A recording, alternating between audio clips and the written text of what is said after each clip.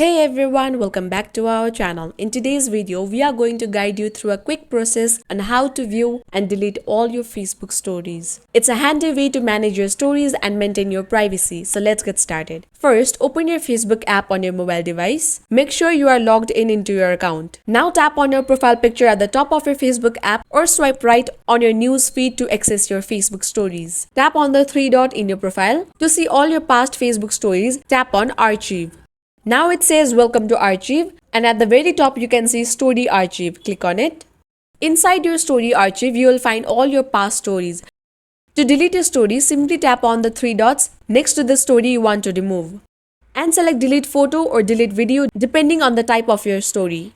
Facebook will ask you to confirm the deletion. Just tap delete to remove the story from your archive. If you want to delete more stories, repeat the process for each one. And that's it. You have successfully viewed and deleted all your Facebook stories. It's a straightforward process to keep your stories collection organized and up to date. If you found this guide helpful, please give it a thumbs up and subscribe to our channel for more useful tips and tutorials. Thanks for watching, and I will see you in the next one.